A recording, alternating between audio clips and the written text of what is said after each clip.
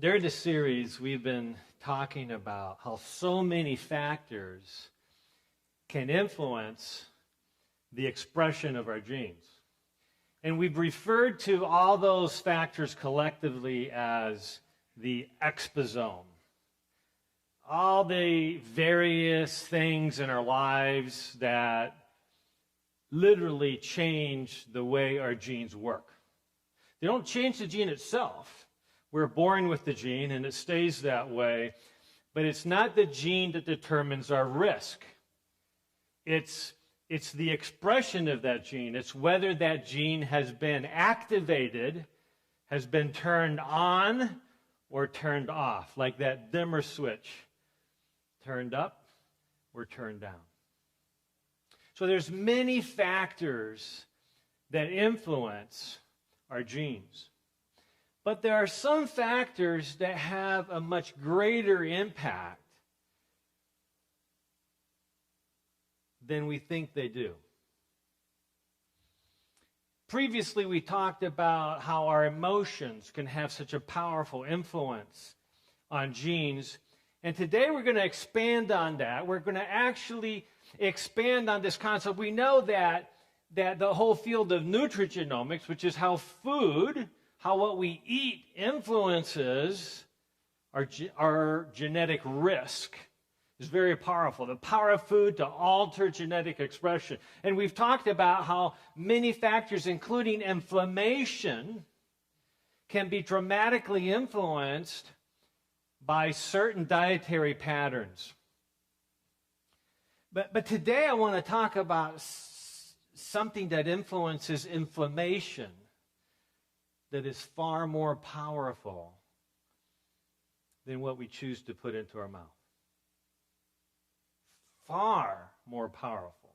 And addressing this and healing this aspect of our exposome has a much greater potential to lead to healing than does even optimizing our diet.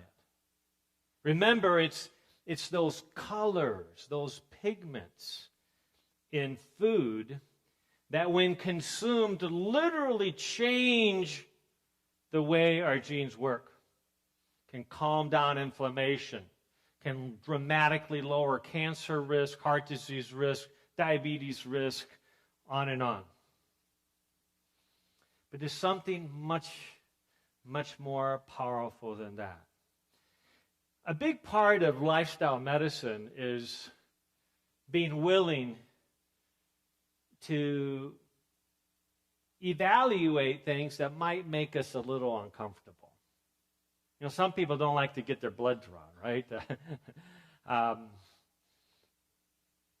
Makes them squeamish, or they're just afraid of needles, whatever it might be. Or, more typically, we don't want to have that blood test because, well, we don't want to know, right? We don't want to know what might be wrong with us. And well, we might actually find out something that would mean we need to change something about our lives or our lifestyle. We might need to change something about something we really like to do or eat, whatever it might be. So we have various reasons why we don't do testing. But I'd like to suggest to you that it's testing that makes us aware. It's testing at a deeper level. Every time you go to your doctor for that yearly physical, ask him or her, can we test at a deeper level? I'm not satisfied with the same old tests that I've been getting year after year. They're good tests. But they can only tell you so much. If you've always sailed through and gotten an A+ on your laboratory testing, then that means we're not doing the right tests. At least not over and over again. Let's do something new. Let's find out something we don't already know. And that's also true with this risk factor. As we look at our exposome, I was just working with a gentleman today He had come in to see me for a completely different issue. And we did the advanced cardiac risk factor panel and discovered that he had a very high plaque test. That lipoprotein phospholipase A2 test, which actually measures the enzymes released by cells that are plaque-ridden inside the artery wall.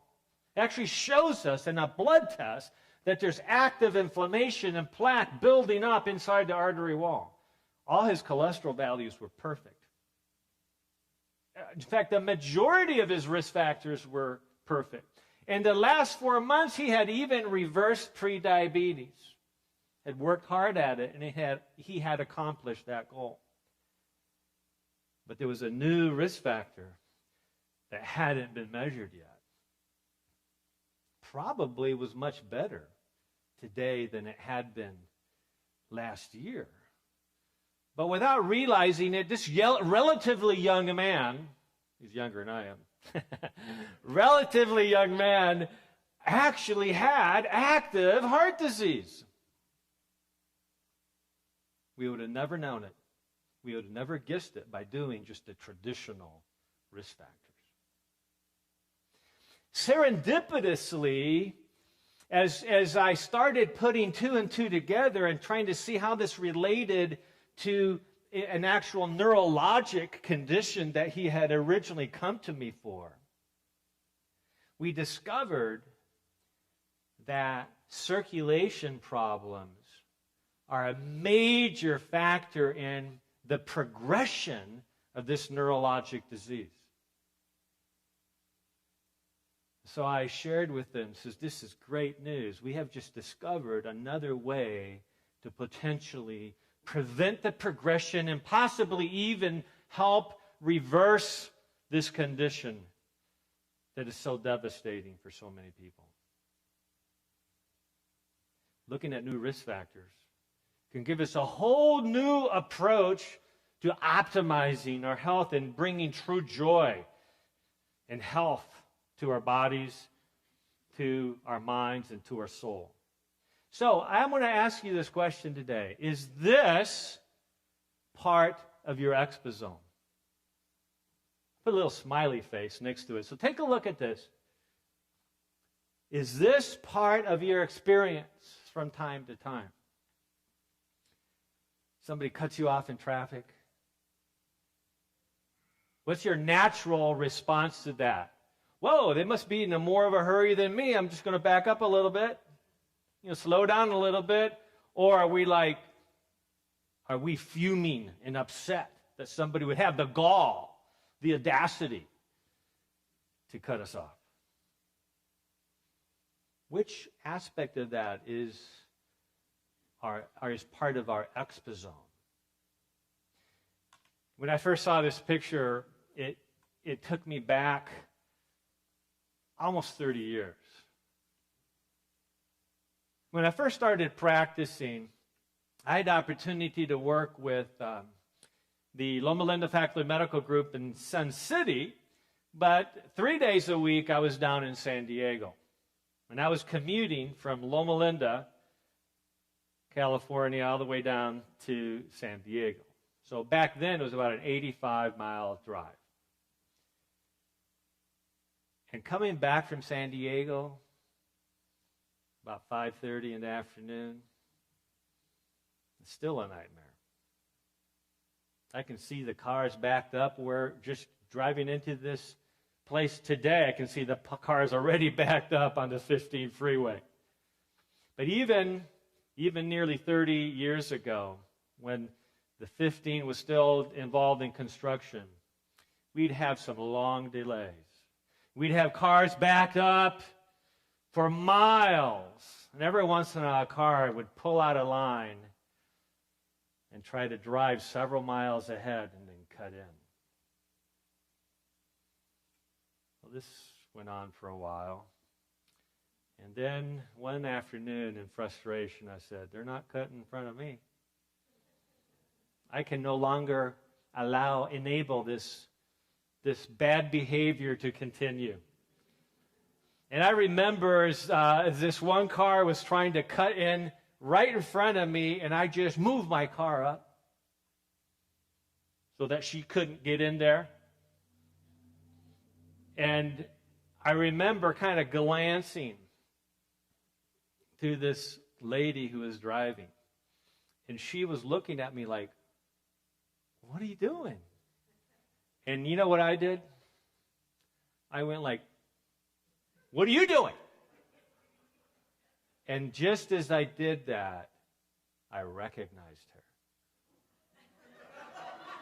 I recognized that this was one of my wonderful and lovely classmates that I had taken biochemistry with, who is now a dental surgeon somewhere in Southern California. I hadn't seen her in 5 years, and I haven't seen her since. The last communication that I had with this lovely young lady who had been such a help to me in biochemistry class was given her attitude. The worst part about this story is that I had been fuming for so long about this delay that I didn't quickly catch myself and apologize and show her with some type of body language, even though she was only 15 feet away, we couldn't hear each other. I could have showed her that I was sorry. But I was still so frustrated, I just turned and looked forward and didn't look back at her. You know that haunts me to this very day. Forgotten her name. I'd love to go and ask her to forgive me for being such a jerk. But that's pretty much what she thinks I am for the last 30 years. Well, that guy, I thought he was a really nice guy, but he's just a jerk. Yeah, and we laugh about experiences like that because I'm sure many of us have been through something similar to that, right? But there's other experiences in our lives that are far more critical, that daily have the potential to bring bitterness and resentment into our lives. How does that affect our epigenome? How does that impact our health? Is that just an attitude? Attitudes can't really affect your health, can they? Well, that is, in fact, the topic of today's discussion, because attitudes and healing, it's not just health. I actually changed the title because I wanted to make sure that we understood that it's an issue of healing. In other words, if you're seeking healing, and once each of us reach a certain age, we're all looking for healing. Because we're all aware. We're more self-aware of things that do need healing in our lives, whether it be physical, emotional, or spiritual. And so I'd like to suggest to you that attitudes have a huge impact on healing, and that if we don't address our attitudes, that we're not going to achieve anywhere near our healing potential, now or in the future. So, as we look at our health and as we're following our wellness program, as we're doing our daily exercise, as we are seeking to eat plant-based foods rich in pigments that alter genetic expression, as we spend time outside in the sunlight, as we optimize our vitamin D, as we seek to optimize circulation by looking at more detailed labs of what we can do to optimize our health, is it possible that we're missing the most important risk factor? Am I still at risk? I remember Nancy. This isn't actually a picture of Nancy, Nancy was actually in her early 60s when she first came to me some years ago. And she had decided that she was getting very close to retirement age. She had been a school teacher all her adult life, and she wanted to travel. She wanted to do fun things. She was looking forward to optimal health in her retirement years. And so she joined a comprehensive lifestyle medicine program that she felt was going to help give her the direction that she needed to optimize her health. Well, within 2 weeks of doing intensive lifestyle medicine, she had reversed her high blood pressure problem, hypertension gone. Her prediabetes was reversed within a month. She was just ecstatic of how much better she was feeling, that so many things were improving.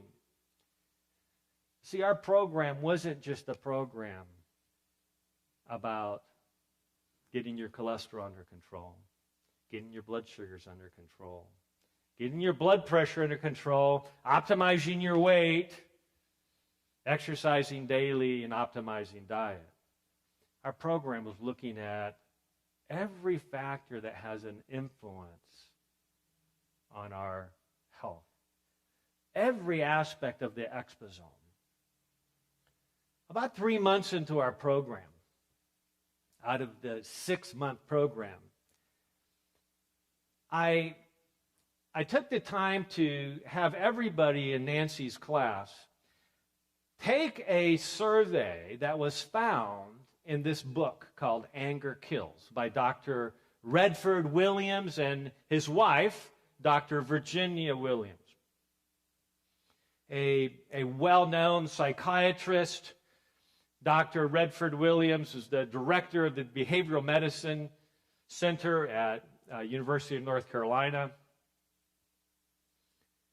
And they had written an amazing book. This book is over 25 years old. This is a crinkled copy, my own personal copy. But there's a 45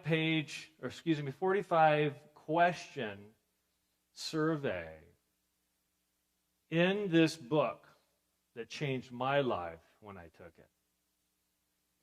And over 20 years of using it with my patients, I've seen dramatic responses to becoming more self-aware about our attitudes. It's questions like, you're working out in your yard and a teenager drives by blaring loud rap music. What's your response? Got 2 options on the survey. One option is you begin to realize why young kids don't hear very well. Listen to all that loud music, or you just kind of feel upset that somebody would disrupt the peace of the neighborhood by driving by with that offensive music. Now, if you're like me, you're always trying to say, well, I would have like answer C. But see, you don't have that option. You got to choose A or B in all 45 questions. And in the end, after about 20 minutes of going through all these questions, including another example is you're rushing to the supermarket, the grocery store, and you're late and you just need to get one item, and you know if you just run in and have your spouse stay, keep the car idling on the side of the road, you run in and you grab that item and then you go to the express checkout because you know that it's against the rules to have more than 11 items at the express checkout. And as you're running with that one item to the express checkout, you see several people pulling in front of you and you start counting how many items they have in their basket. Interesting questions, but very revealing as to how they relate to our health. this questionnaire actually is a hostility questionnaire. When I first took this questionnaire, I thought, I'm not hostile.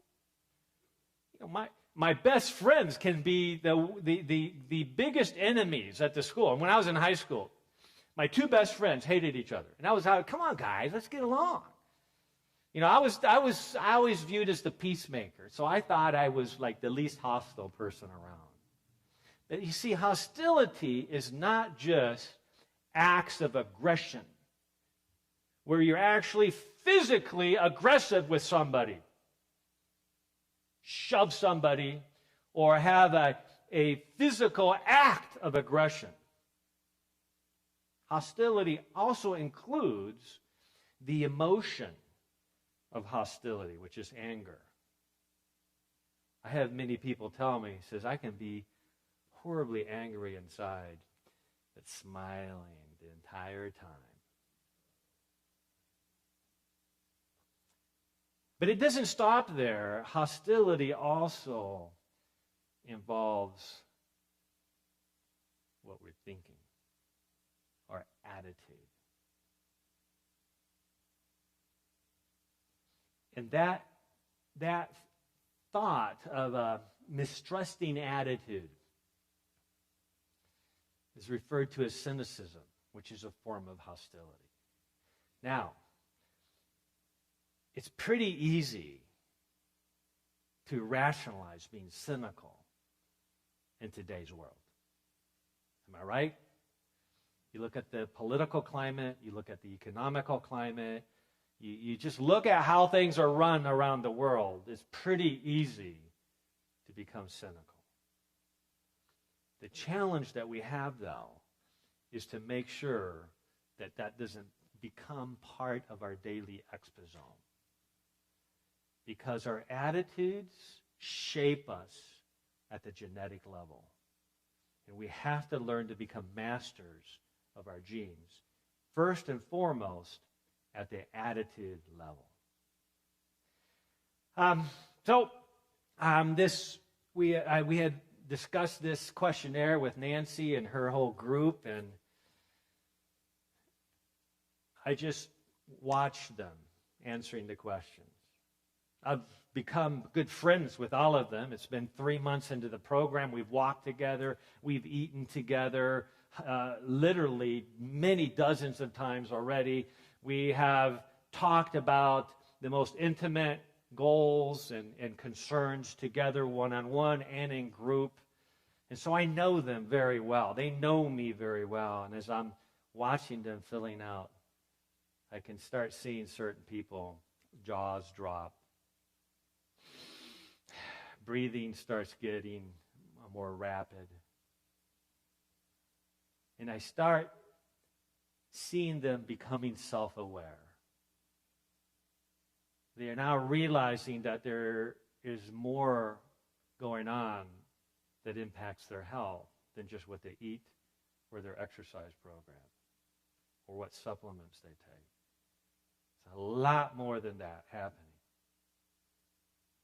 And I remember challenging that group after we explained, and everybody self-scored it. They kept all the results themselves. And they started, asking questions about this. Well, what do we do about this? What do we do about hostility in our lives? What do we do about cynicism and anger and aggression?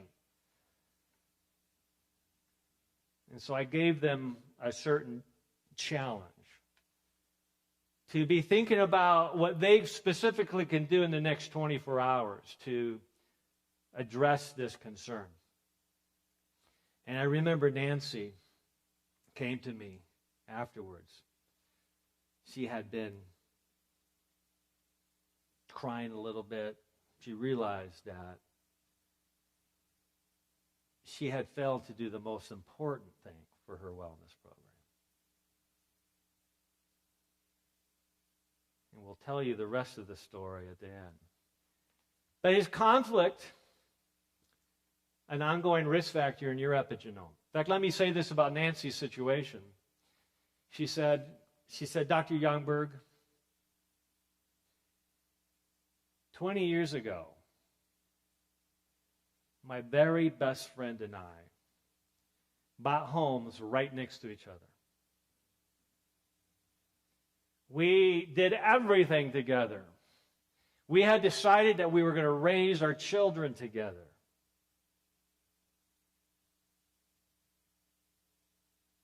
And then one evening, while we had been together just playing some games and talking,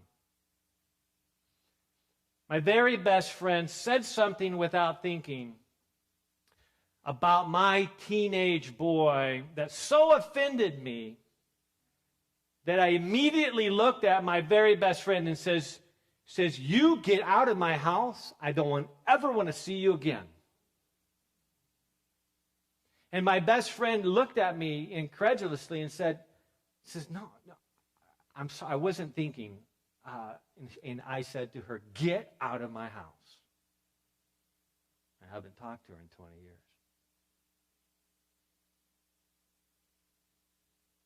We still live next door to each other.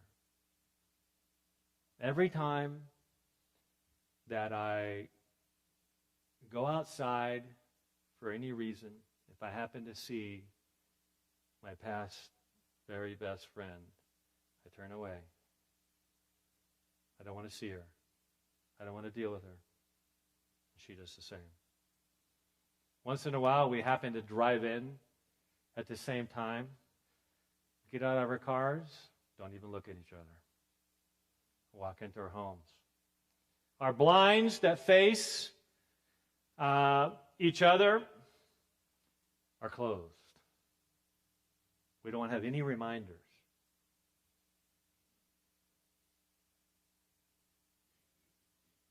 And then she looks at me and she says, "I've just realized I've made a horrible, horrible mistake. What do I do now?" So I remember talking to her and praying with her, and I said, "Nancy, I want you to think about what you can do in the next 24 hours to address that conflict." See, this conflict isn't just a conflict that occurred 20 years ago. This is a daily conflict that she has been going through for the last 20 years. It has to be resolved. If it's not resolved, that conflict will gradually destroy her, and it becomes the number one risk factor in her health. Far more important than whether she's controlled her diabetes, far more important than whether she's controlled her high blood pressure, far more important than whether she's gotten her cholesterol under control, her weight, whatever it might be. She was just so stressed. Are we going through some conflict like that, or maybe different than that? And how is that affecting my genetic expression? How is that changing my current health and my future health status? This is part of this whole new scientific study that we call psychoneuroendocrine genomics, or psychoneuroendocrine immunology, that's changing the way genes work. How we think influences our nervous system. Our nervous system, in turn, there influences our hormonal system. Those hormones turn the immune system one way or another, and ultimately all of that influences our genes. There was an amazing study done at the University of North Carolina. And what the researchers did is they took medical students who were in their final year of training, and they had them do this comprehensive personality inventory called the Multiphasic Minnesota Personality Inventory. Now, part of that inventory is these 45 questions that Dr. Redford Williams put into his book called Anchor Kills. It's still available. You can get it on Amazon. I would recommend it. Especially if you discover that, or sense that you're one of those 20% of individuals that are called hot reactors. See, those of us who are hot reactors, it's not easy to just shrug things off. It's not water off a duck's back.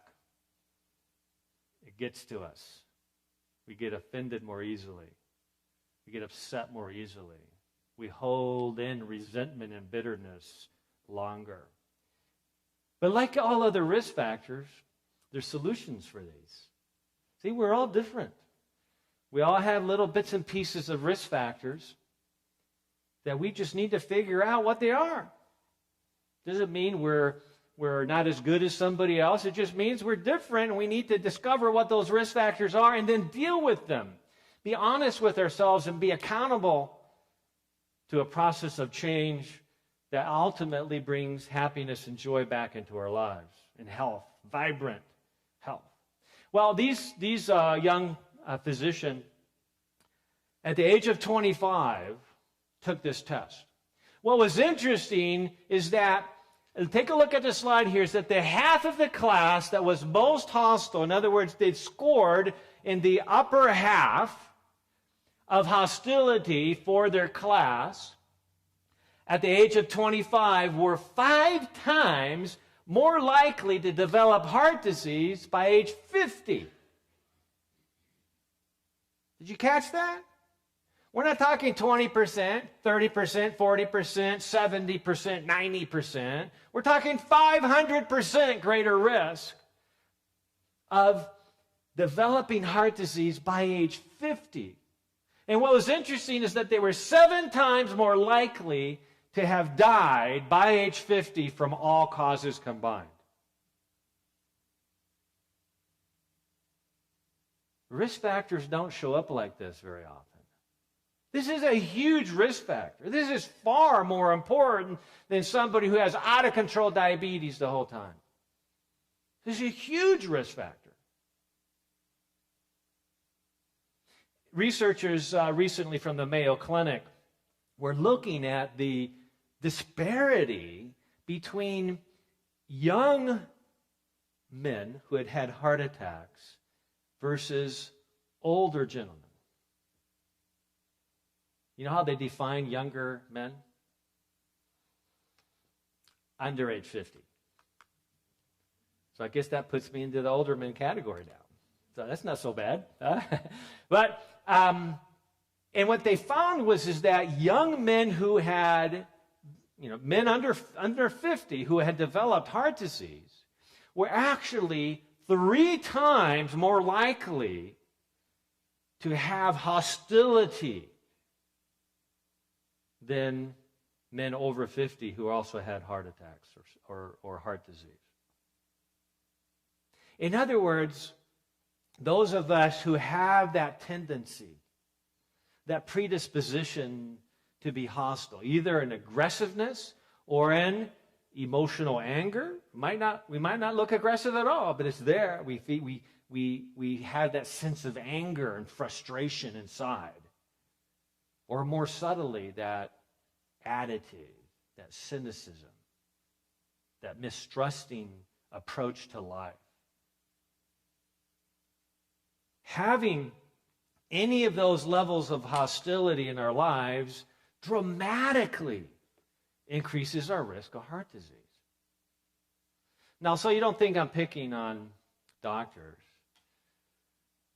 The University of North Carolina also looked at law students, and a very similar thing was discovered. They found that lawyers who at the age of 25 had taken this test and scored in the upper half of hostility, they were 20% of them were dead by age 50. 20% dead by age 50. Compared to their classmates who had a much less cynical approach to life, more trusting. only 4% of them were dead by age 50.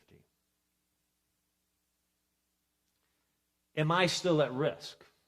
There is an interesting phrase, a biblical phrase that says, as a man thinketh, so is he. But see, that's not just a spiritual principle. It is a very powerful spiritual principle. But it's also a psychological principle, and it's also a physiologic principle.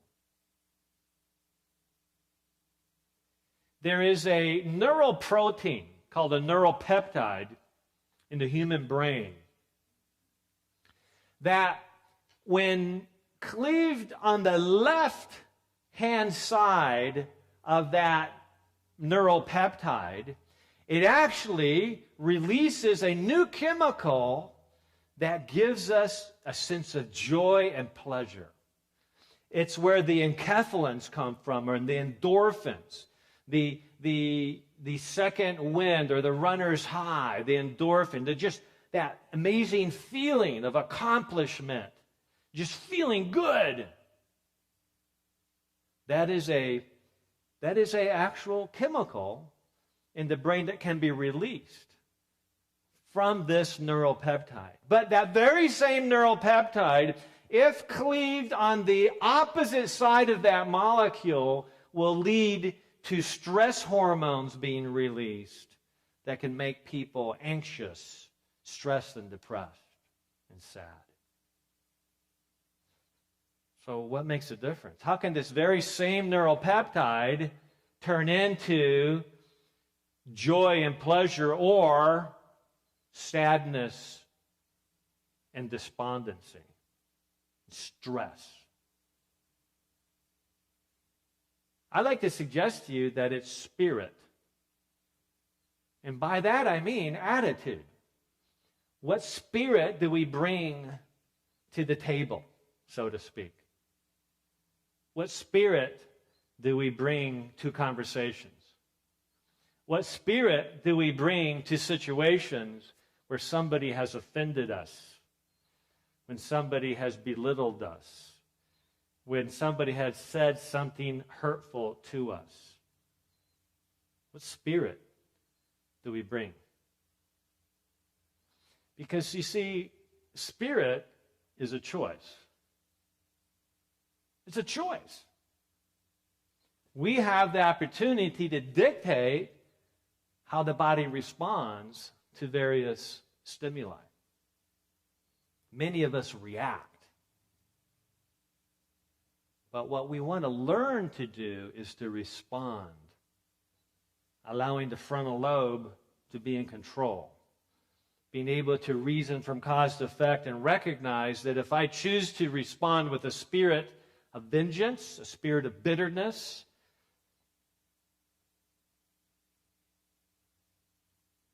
what's the consequence of that? How's that going to not only affect the people around me, but how's that going to affect me, both now and long term? It's a real risk factor, and so that's why I refer to this as gene recognition. Recognition. The genes recognize our spirit, our attitude, and it changes what's happening, how we think, how we recognize or recognate changes the expression of the genes in our body, for good or for bad. So I want to backtrack a little bit here. So is last time we talked about this question of there being a connection between what we eat and our emotions. And let me just remind you of that amazing study published in the British Journal of Psychiatry in 2002, where they took young violent offenders who were in prison and simply put them on omega-3 capsules, essential oils, DHA, EPA, and minerals. That's it. And after 9 months' time, they decoded this double-blinded, randomized program study and found that these young violent offenders were now if they were taking these supplements, were 35% less violent and less hostile. In other words, we need to be constantly integrating things. We can talk about spirit, we can talk about attitude, but we also need to recognize that those of us who struggle with hostility oftentimes rationalize that that's just the way I am. That's the way I'm wired, and you just need to accept it.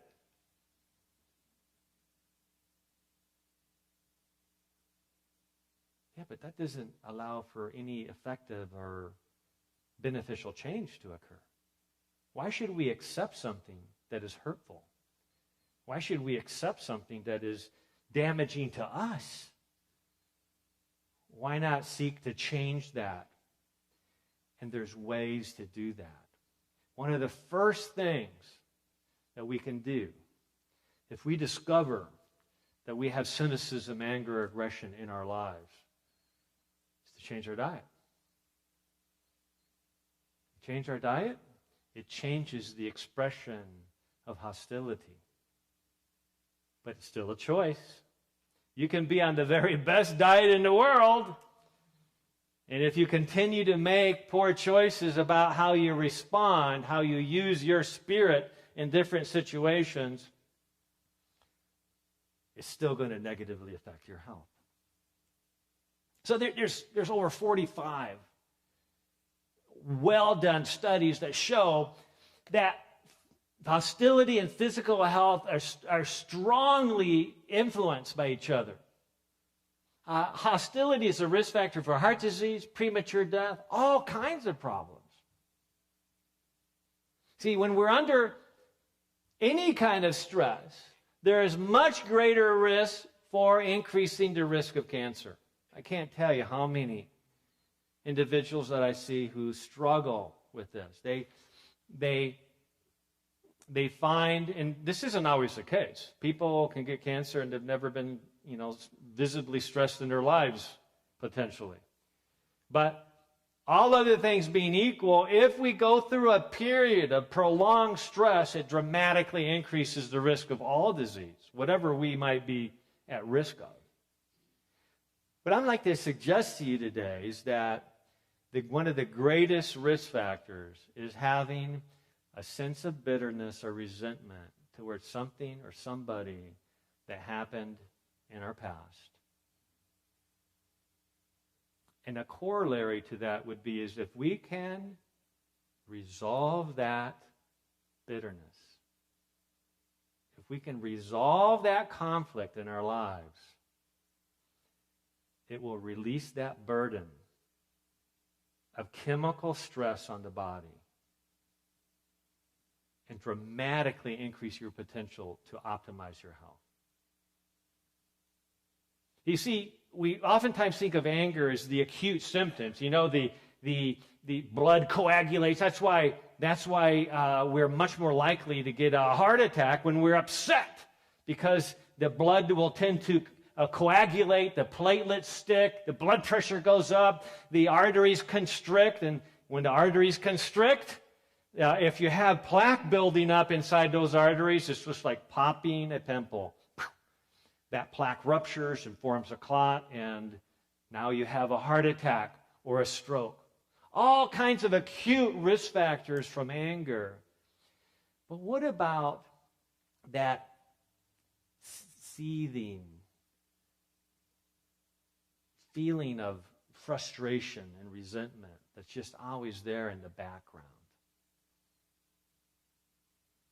One of my professors at Loma Linda University called it the zone of rumination. You know what ruminants are. Ruminating animals, like a cow, eat some grass, chew it for a while, swallow it, and they'll just sit there and look at you for a while, and then pretty soon they go, chew it some more. Swallow it and bring it up, chew it some more. Kind of gross. But we do it all the time with our emotions. We ruminate. You know what happens when when we allow this zone of rumination in our subconscious to grow. How does it grow, by the way? How does this zone grow? It grows from unresolved conflicts. Anything that's not resolved in our lives builds on this zone. And what this zone does is that it will frequently pop something into the conscious mind. And it's usually at those times when we're driving, we have a little bit of quiet time, all of a sudden that zone of rumination goes, hey, maybe they'll do something about this. This whole area of the brain that is preventing creativity and all kinds of things in our life, preventing joy because they're not dealt with. It's that few minutes before we fall asleep, we'll have this little flicker of that thought, and we try to suppress it because we don't want to deal with it. It might be when we first wake up. We think about it, and off we go into our day. We try to push it away. And we do so many things in our lives to prevent this zone from popping up.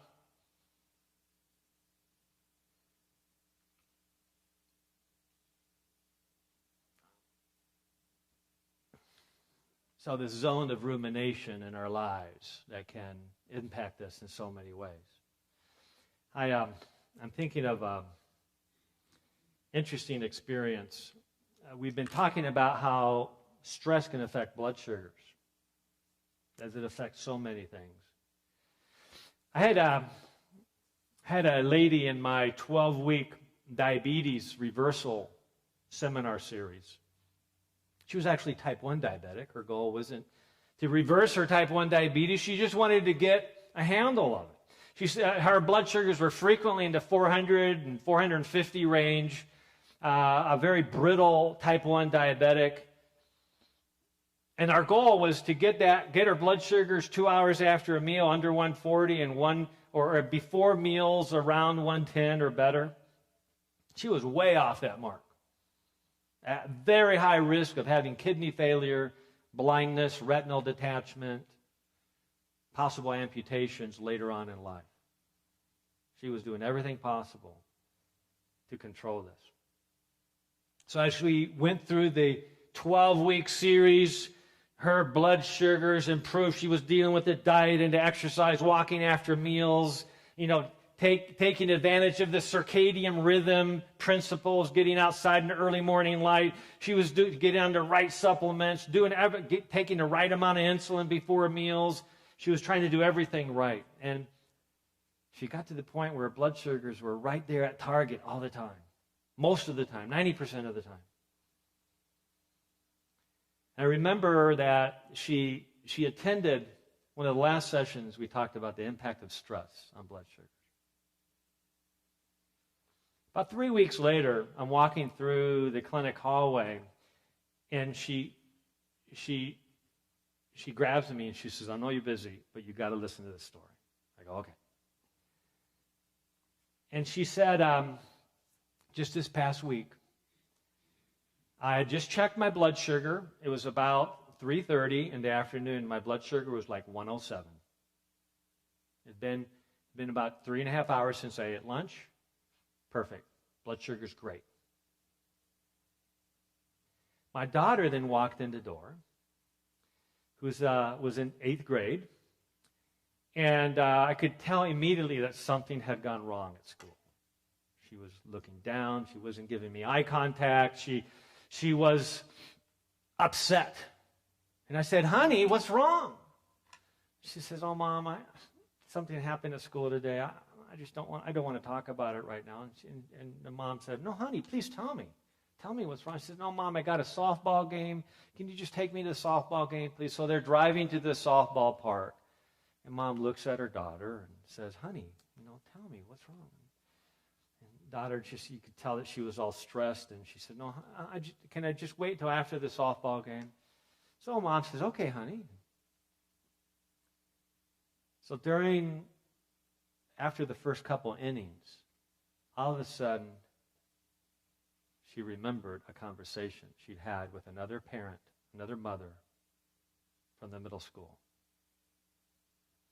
And her friend had said to her, some of us moms are a little concerned because one of the young male teachers at school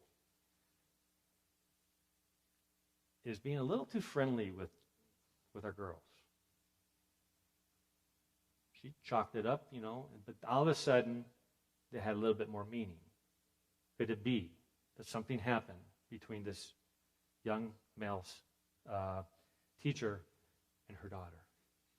So she's thinking, oh, okay, it can't be that. So she starts talking to her daughter's classmates who are watching the softball game. Said, did something happen at school today? Oh, no, nothing happened. Did my daughter get in trouble at school? Oh, no. We were with her the whole day. No, nothing happened. And she starts getting more and more concerned about what might have happened. Now, of course, nobody would know if something happened behind closed doors. An hour and a half goes by. Her daughter's coming off the field.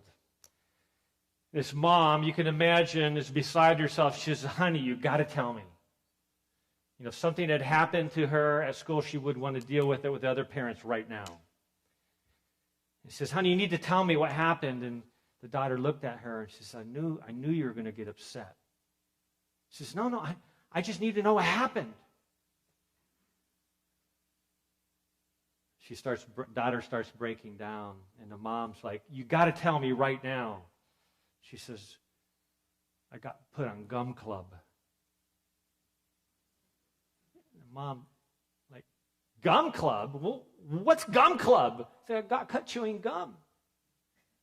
And they made me go around the desk and take gum out of underneath the desk, and it was so embarrassing, and I'm so upset.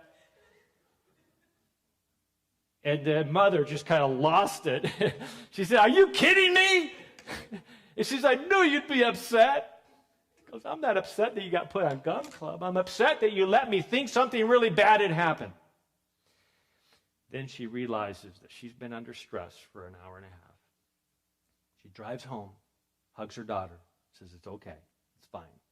It's okay that you got caught chewing gum. Just don't do it again. Goes home, checks her blood sugars, 457. Had no food since lunch. Her blood sugars had increased from 107 to 457 simply because of what was going on in her mind. You got to understand that what goes on in our mind, whether it's a thought, a concern, or an attitude, has a huge impact on our body physiology and ultimately on our genetic expression.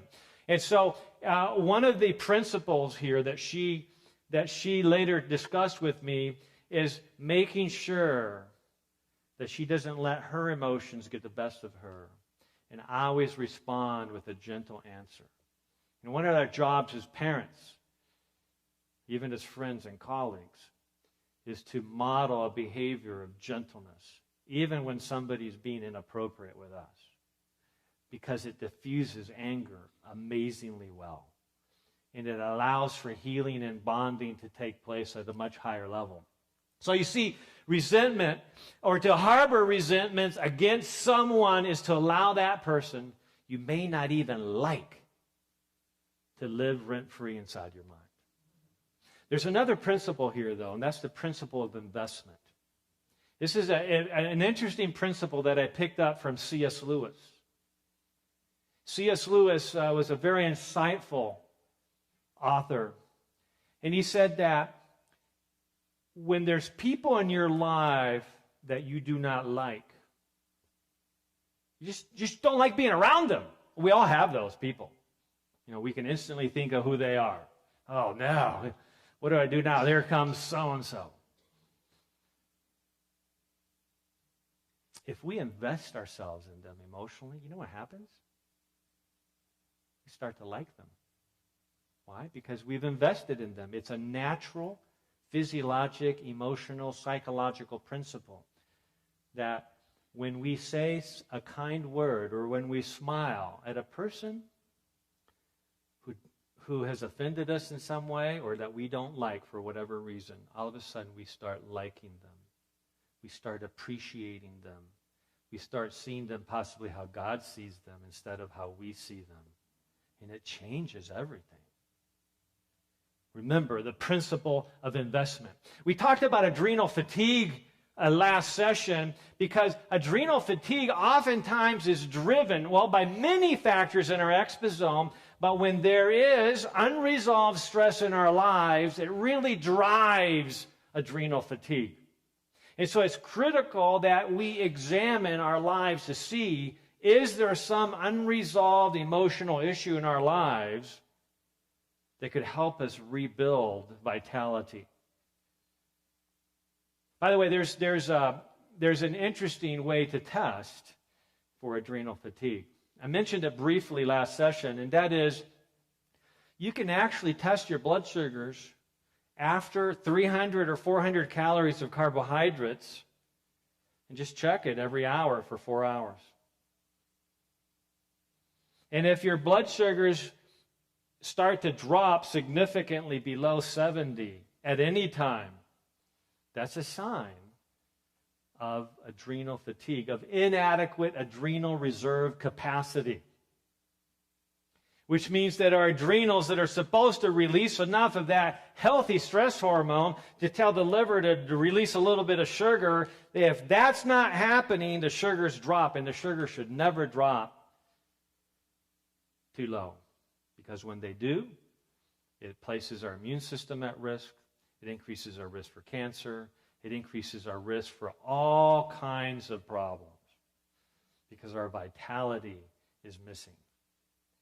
So there are tests available that you can do with your doctor to look at a comprehensive, a 4-hour glucose tolerance test where we're also checking blood sugar, not just blood sugars, but insulin levels and cortisol levels, the adrenal stress hormone.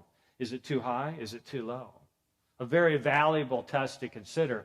It was Dr. Dean Ornish who in his book, Love and Survival, in my opinion, one of the best books ever written, demonstrating the power of emotions and attitudes over our health. He basically said that if we have problems with feelings of isolation or feelings of rejection, that in of itself leads to at least a 2 to 3-fold increased risk of premature death from all causes. In other words, one of the greatest risk factors confronting us today is a feeling of isolation, where maybe we've isolated ourselves from other people. We haven't sought to reach out and build connections with others in our neighborhoods, at a church, at any kind of group.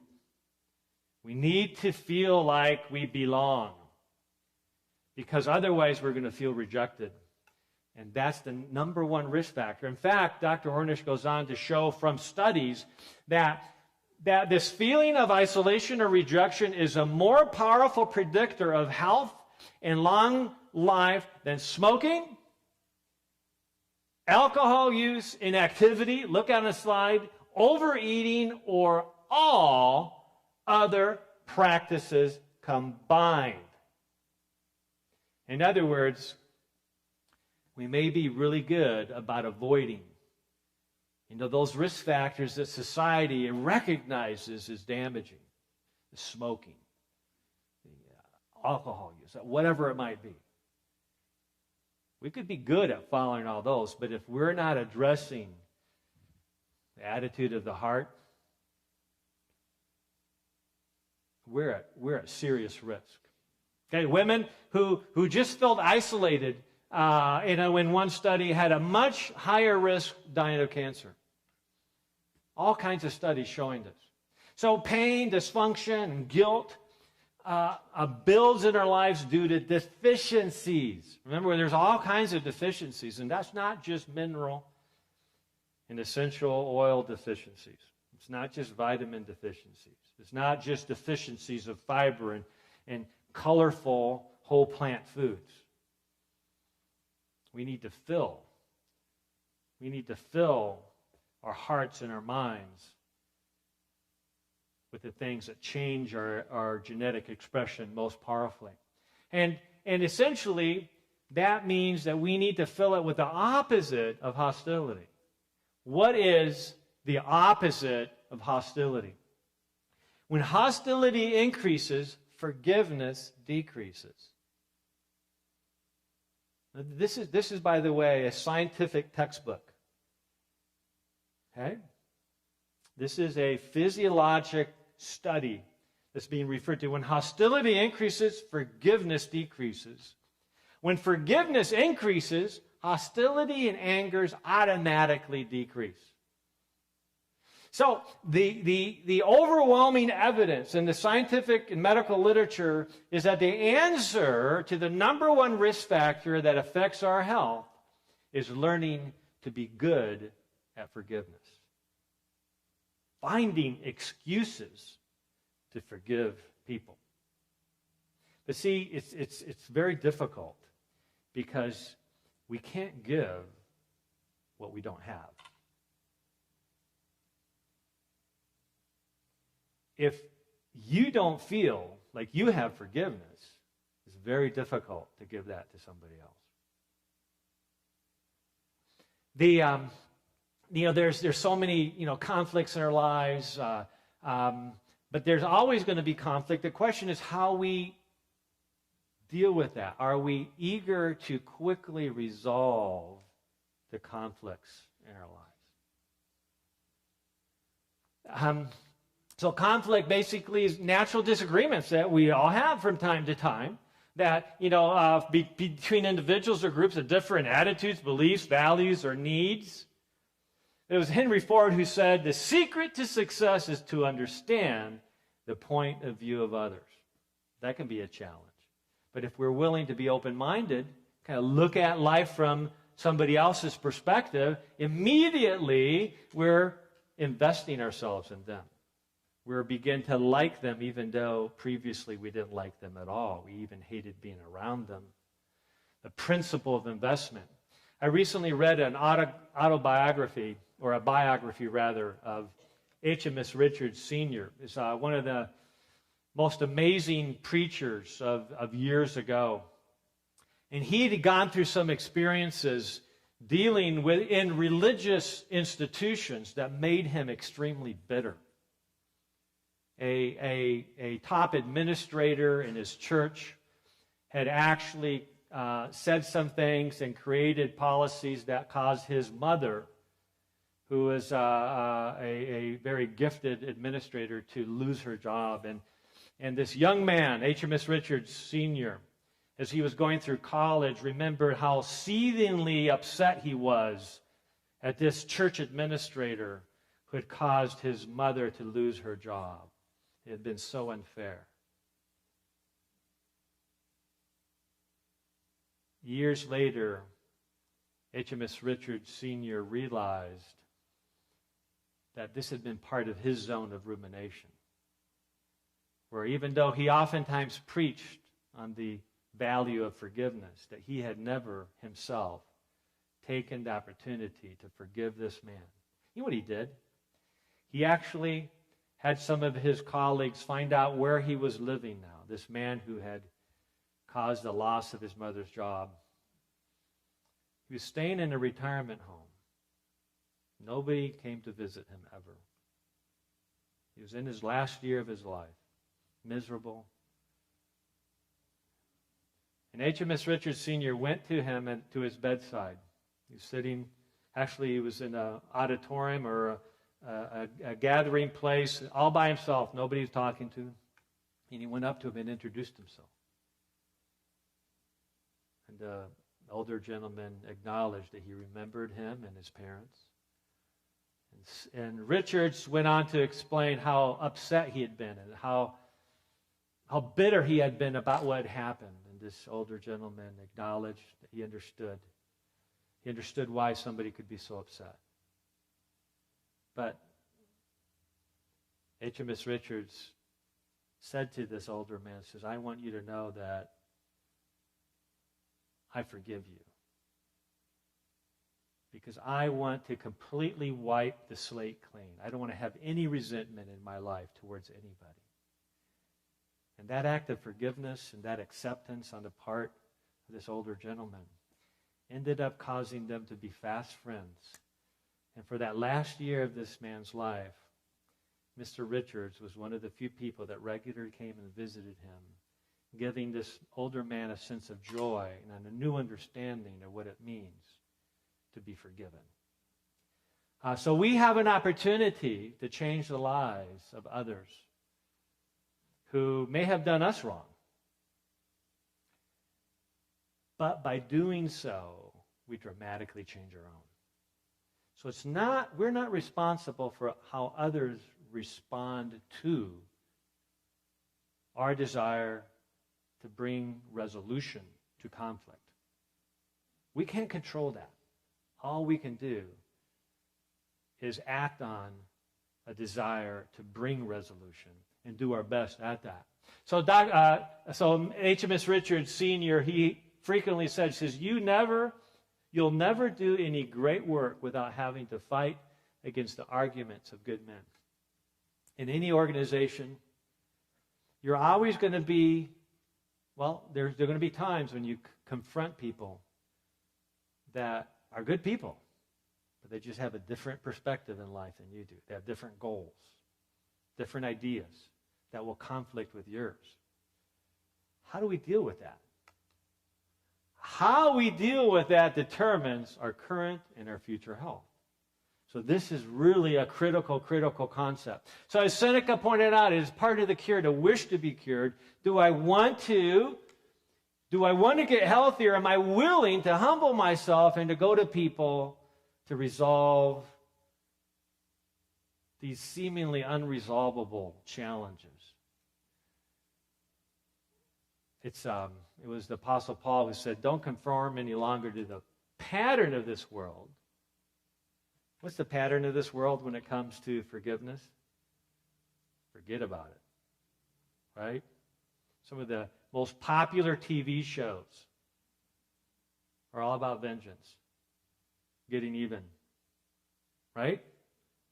Okay, it's destroying the fabric of our society, our families, and our personal health. So don't conform any longer to that pattern of this world that seeks to follow unforgiveness, but be transformed by the renewing of your mind, a willingness and understanding of the spiritual, emotional, and physiological impact of this concept of forgiveness.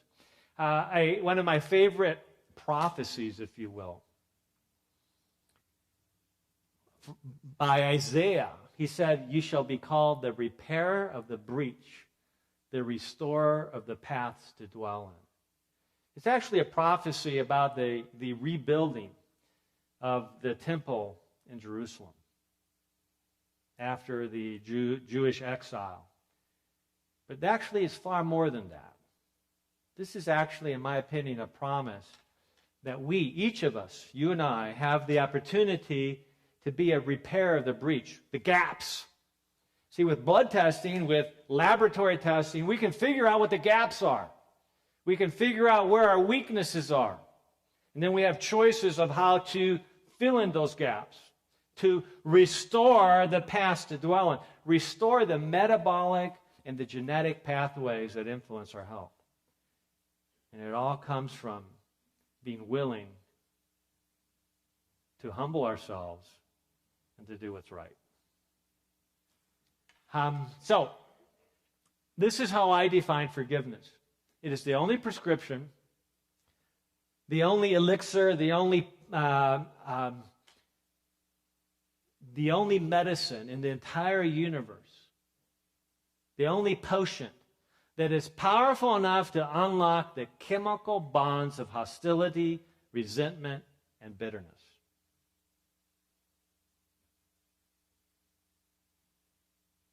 You gotta understand this. Forgiveness is the only way that you can physiologically unlock the chemical bonds of hostility, resentment, and bitterness that have locked up your genes in preventing healing.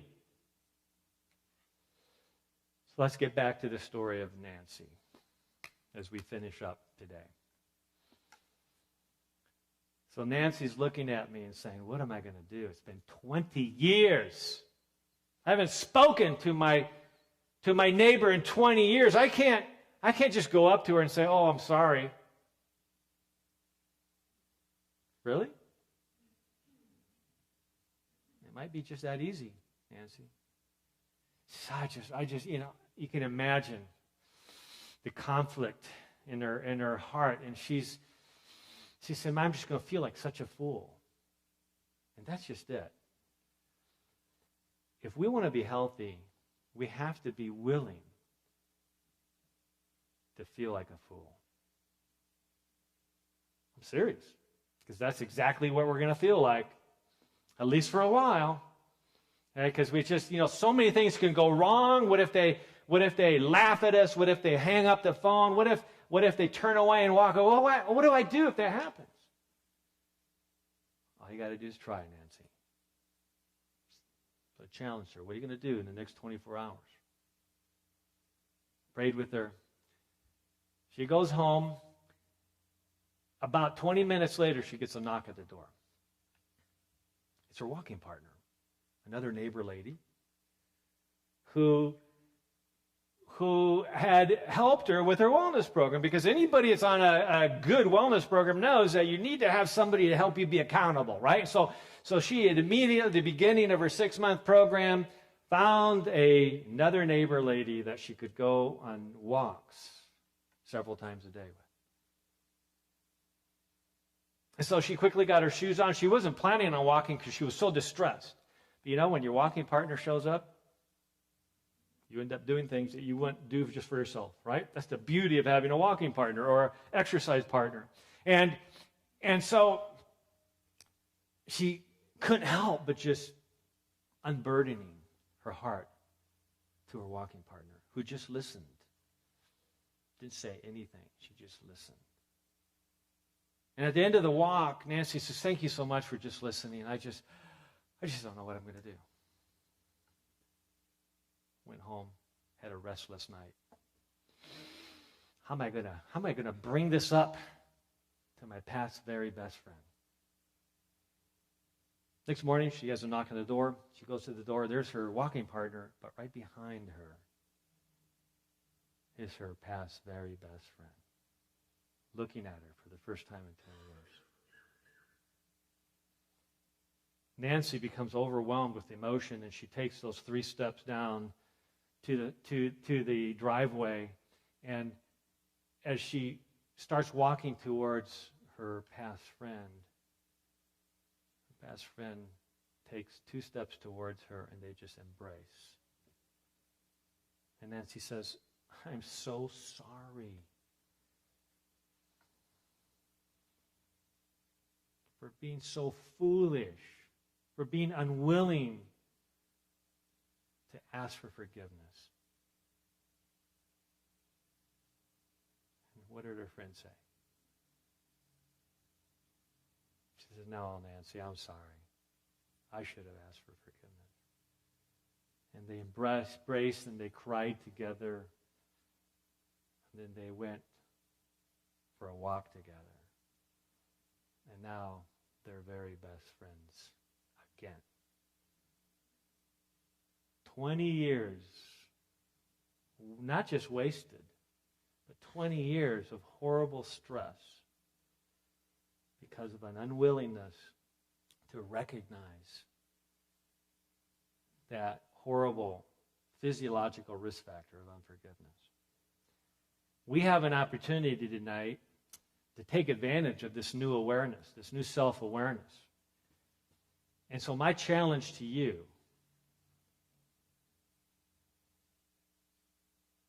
is to decide tonight, what are you going to do in the next 24 hours to resolve some issue in your past that has been left unresolved, that has been now part of that zone of rumination? What can you do to limit risk in your life today? Thank you.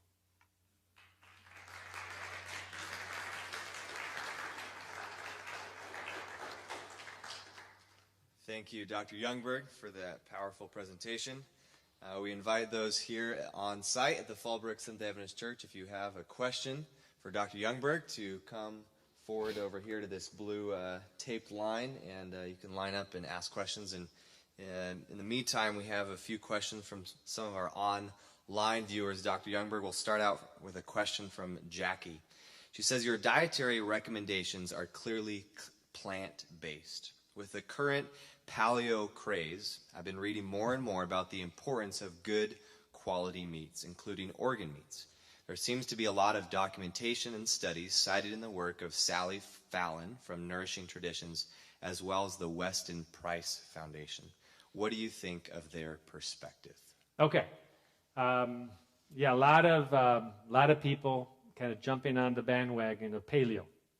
And as I've said before in this series, I would rather have somebody follow a paleo diet than to be on a junk food vegetarian diet. No question. Assuming one very important factor, and that is that the flesh foods consumed can be certified as disease-free. And that's the catch. That's really the catch. Now, there's many things that an organic farmer can do to minimize the risk of disease spreading in the animals that they raise. Absolutely. Stop feeding them, foods laced with pesticides. Stop feeding the chickens arsenic that's literally put in there to cause them to grow faster. Arsenic, that neurotoxin. Stop giving them all the things that, the antibiotics, et cetera, that cause changes to their flesh and therefore increases the risk of disease in those who consume their flesh.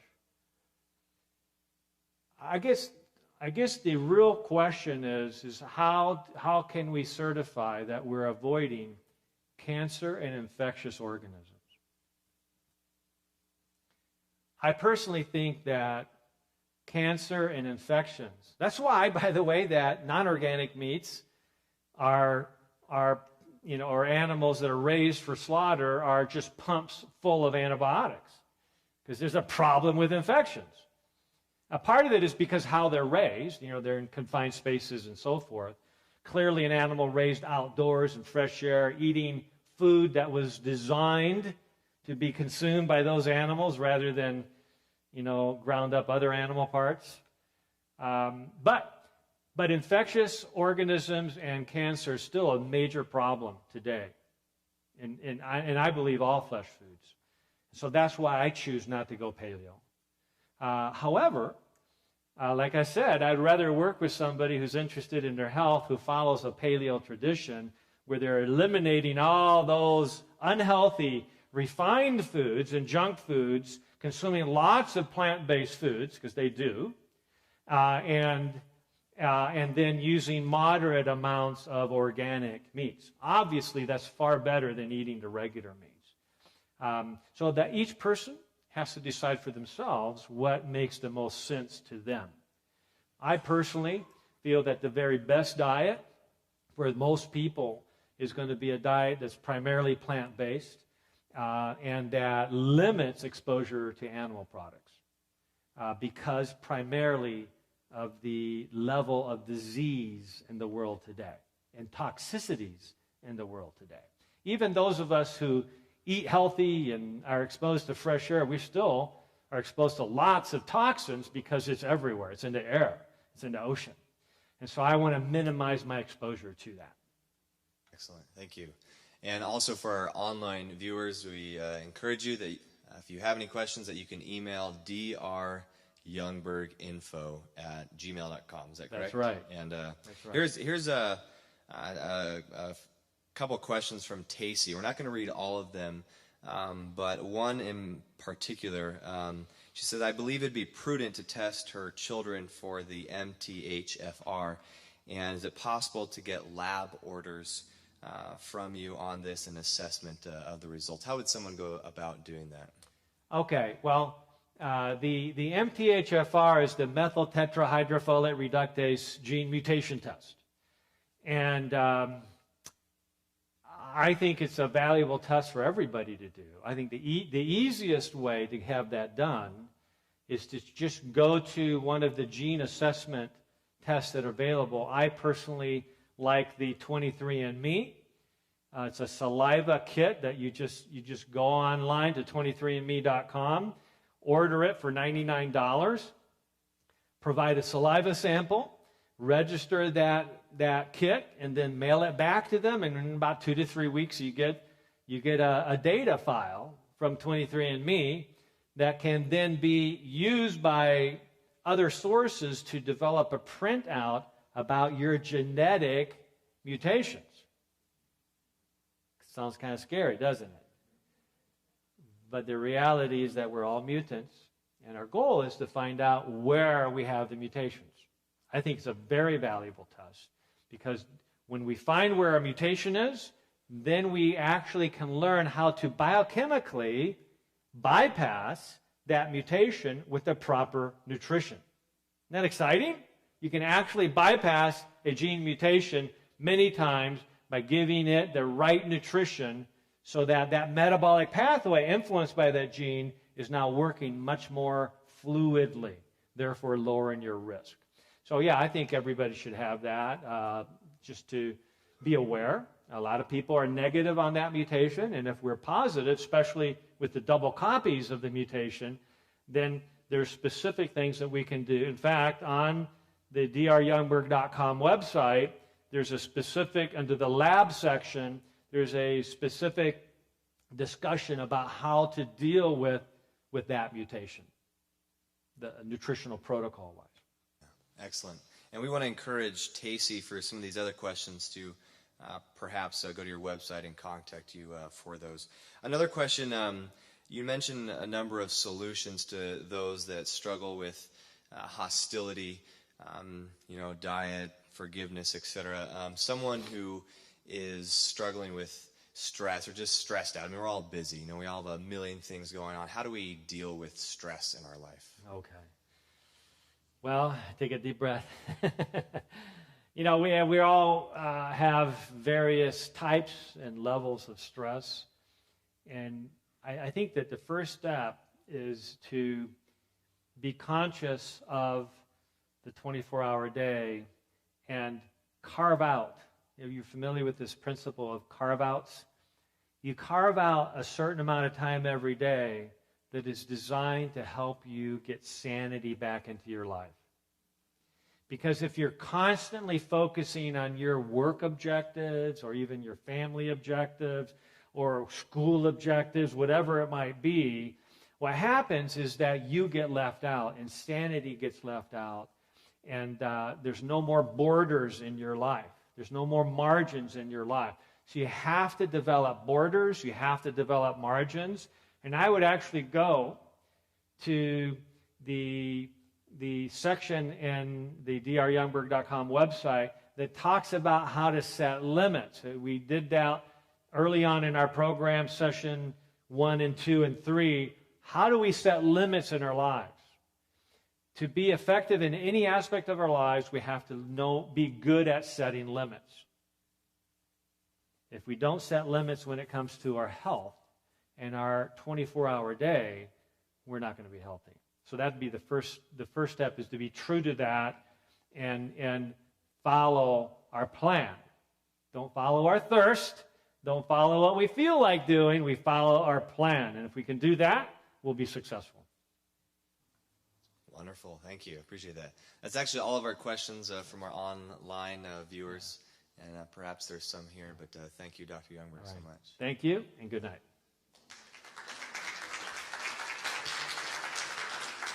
And speaking of setting limits, I have a date with my teenage daughter tonight. So if you'll forgive me, I'm going to that date. Priorities, right? Setting limits. So thank you for your time.